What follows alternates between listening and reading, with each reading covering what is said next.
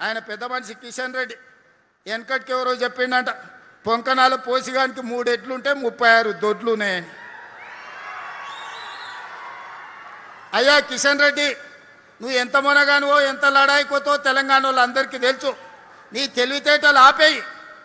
మోడీ గారిని అడుగు, ప్రాణహిత చేవెళ్ల మీద తుమ్మిడేటి ప్రాజెక్టు మహారాష్ట్ర ముఖ్యమంత్రి మనతో చర్చించడానికి రాకుండా అడ్డుపడుతున్నది మీరు కాదా?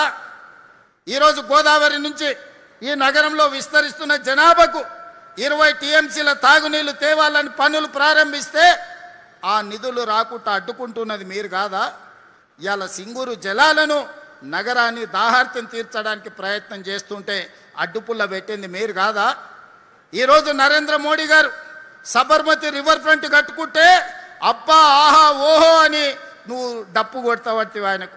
ఢిల్లీలో యమునా నది కట్టుకుంట్రి, యూపీలో గంగా నది రివర్ ఫ్రంట్ కట్టుకుండ్రి.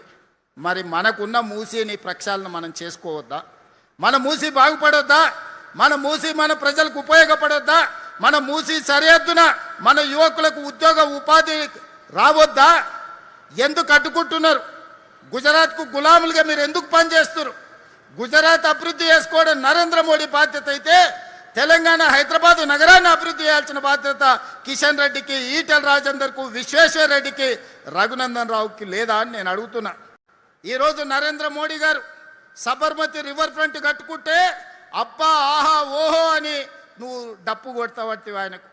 ఢిల్లీలో యమునా నది కట్టుకుంట్రి, యూపీలో గంగా నది రివర్ ఫ్రంట్ కట్టుకుండ్రి. మరి మనకున్న మూసీని ప్రక్షాళన మనం చేసుకోవద్దా? మన మూసీ బాగుపడొద్దా? మన మూసీ మన ప్రజలకు ఉపయోగపడొద్దా? మన మూసీ సరిహద్దున మన యువకులకు ఉద్యోగ ఉపాధి రావద్దా? ఎందుకు అడ్డుకుంటున్నారు? గుజరాత్కు గులాములుగా మీరు ఎందుకు పనిచేస్తున్నారు? గుజరాత్ అభివృద్ధి చేసుకోవడం నరేంద్ర మోడీ బాధ్యత అయితే తెలంగాణ హైదరాబాద్ నగరాన్ని అభివృద్ధి చేయాల్సిన బాధ్యత కిషన్ రెడ్డికి, ఈటెల రాజేందర్కు, విశ్వేశ్వర రెడ్డికి, రఘునందన్ రావుకి లేదా అని నేను అడుగుతున్నా.